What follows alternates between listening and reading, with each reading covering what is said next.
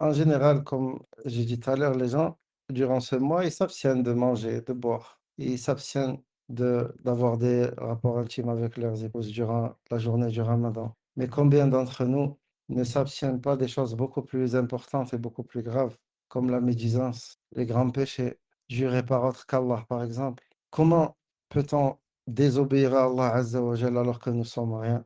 Rappelle-toi, Ya Ra'ak Allah, que tu n'es rien et qu'Allah Azza wa Jal est celui qui se suffit à lui-même. Il est le riche par essence, subhanahu wa ta'ala. Et toi, tu es le pauvre par essence. Peu importe ce que tu possèdes, tu ne possèdes rien. Ces membres que tu crois posséder, si Allah Azza wa Jal leur ordonne de cesser de fonctionner, elles cesseront de fonctionner. Tu ne possèdes rien. Comment peux-tu donc désobéir à ton Créateur, subhanahu wa ta'ala? Comment peux-tu désobéir à ton Créateur, subhanahu wa ta'ala? Ta possession à toi, ta richesse, elle est vouée à disparaître. Elle est vouée à disparaître. Le seul qui a une richesse réelle, c'est Allah subhanahu wa ta'ala. Toi, ta richesse, il y avait des riches avant toi. Ils l'ont laissé. Et toi, tu l'as pris. Tu l'as hérité de ces gens-là. Et ainsi de suite. Toi aussi, tu laisseras cette richesse et d'autres la prendront.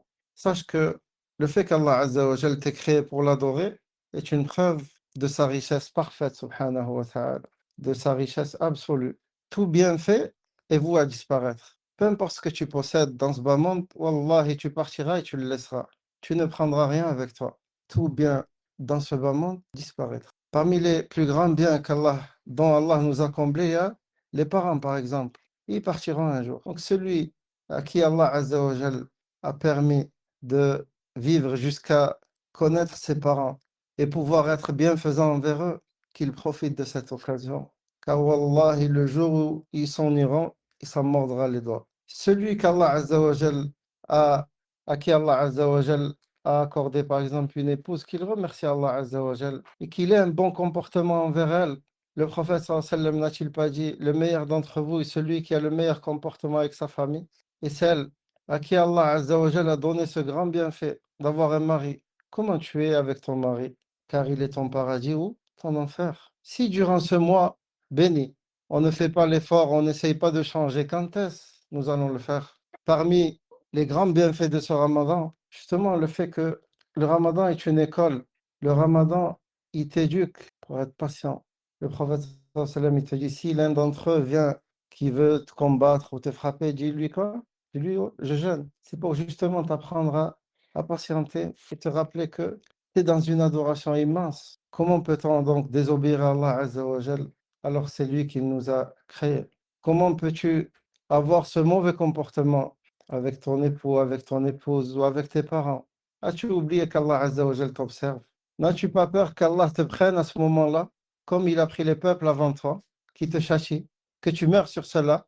N'as-tu pas peur de ça? Les salafs, ils disaient, les journées sont de trois sortes, ou trois types de journées. Un jour qui est passé et qui ne reviendra jamais jusqu'au jour du jugement. Un jour ou une journée future. Toi, tu ne sais pas si tu fais partie des gens qui seront vivants durant cette journée. Tu ne sais pas ce qu'Allah Azza wa Jalla a décrété pour toi. Si tu feras partie des vivants ou des morts, tu ne sais pas. Et la troisième type de journée, c'est là, le jour où tu t'y trouves maintenant, aujourd'hui. Ne remets pas demain ce que tu peux faire aujourd'hui. C'est aujourd'hui où tu dois changer les choses. C'est aujourd'hui où tu dois t'efforcer à changer ton comportement avec tes parents, changer ton comportement avec ton épouse, changer ton comportement avec ton époux. Demain, Wallah, il n'y aura ni dirham ni dinar. Si tu as commis une injustice envers une personne, essaye de la réparer maintenant. Si tu as commis une injustice envers ton épouse, répare-la maintenant. Si tu as commis une injustice envers ton époux, répare-la maintenant. Si tu as commis une injustice avec tes parents, c'est maintenant qu'il faut essayer de réparer ces injustices. C'est maintenant, aujourd'hui. Ne remets pas ce que tu peux faire aujourd'hui à demain. Tu ne sais pas si tu fais partie des gens de demain. Si on ne change pas pendant le mois de Ramadan, c'est quand qu'on va changer? Si on ne s'éduque pas pendant le mois de Ramadan, c'est quand qu'on va le faire? Regardez, juste hier, on était là, on attendait la vision de le croissant lunaire. Juste hier, on se disait, le croissant, c'est aujourd'hui, c'est demain le Ramadan. C'est pas. Juste hier. Mais le tiers du Ramadan est déjà passé. Il ne reste plus que et on ne sait même pas si on va atteindre la fin de ce Ramadan.